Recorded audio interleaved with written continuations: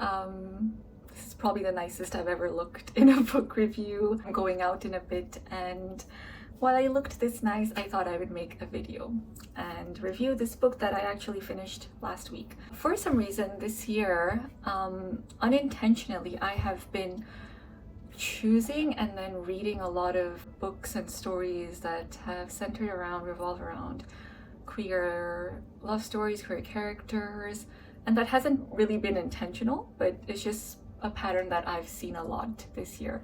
And this book that I read is one of them.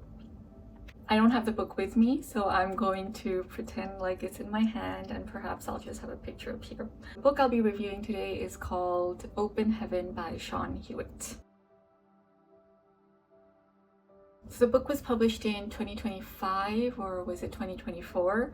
It's written by an Irish poet, a very acclaimed one apparently, Seán Hewitt, mostly known for his poems, I believe, but this one is his debut novel. It's set in 2002 in this small village up in northern England, and it follows the story of a 16-year-old boy named James who has just come out as gay to his family and is navigating his relationships with his family, his community members, and himself as well. James lives a very sheltered life with his parents and his younger brother. He is loved and cared for by them, but he feels this sense of isolation and detachment from them, perhaps because of his queerness and because he feels as though nobody in his family or even his village can relate to him. The entire story is written in first person, but the beginning and the end of the story are narrated by adult James, who has just divorced his husband and is starting to recall all these memories from his teens, particularly this time in his life after he comes out and what happens in a 1-year span. Adult James is very much stuck in the past and very much stuck in the past on one particular person named Luke, who he met when he was younger, and he started working as a milk delivery boy in the village.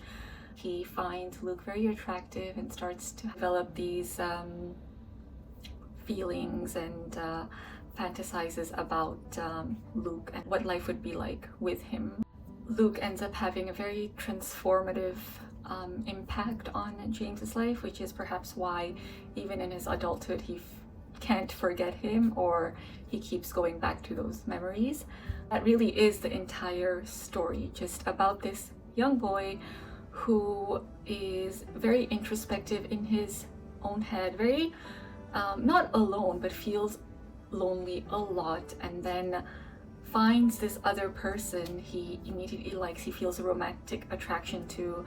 And because Luke is almost, I would say, the opposite of James in that he is a bit carefree and easygoing, James isn't. He's very much, I have to do things the right way, I have to be responsible, but Luke isn't like that. And so when Luke comes into James's life and brings about a little bit of excitement and fun and adventure, James wonders and fantasizes about life with him and really starts to yearn for Luke and for a life away from his village, away from his little family, away from the responsibility. It is a very introspective novel. I think yearning for someone, for something, is at the core of it. And there were a lot of feelings and emotions and thoughts that just really resonated with me, and I really loved reading and could just sit with and feel. I really liked the writing in the story. I thought that, of course, you could tell that it's written by a poet. The prose was absolutely beautiful.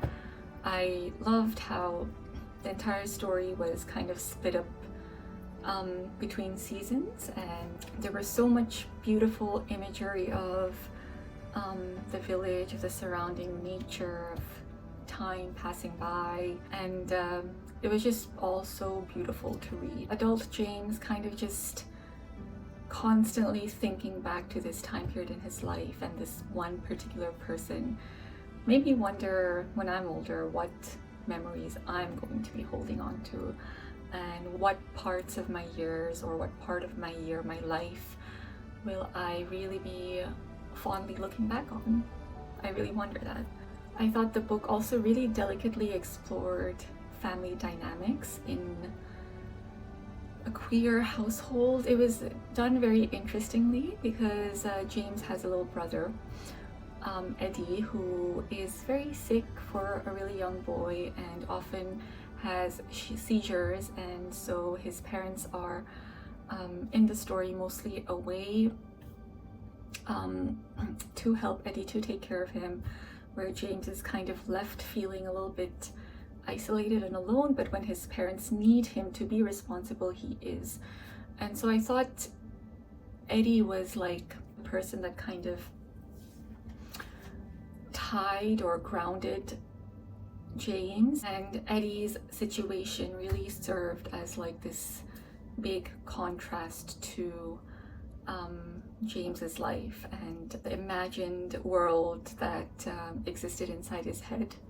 When I read about, you know, parts when James would think about how much he wants to escape and be with Luke and leave his family and talk about his brother and his responsibilities to his brother, I was thinking of how selfish we become when we're in love, especially when we're younger.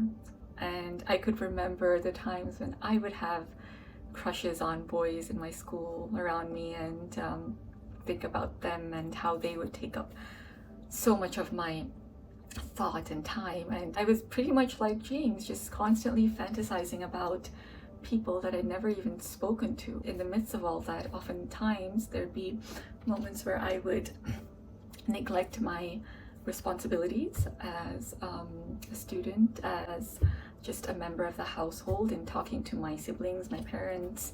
I read a book called The Song of Achilles by Madeline Miller last year, which is set during the Trojan War, and obviously a really long time ago, and different figures, different characters, a different historical context.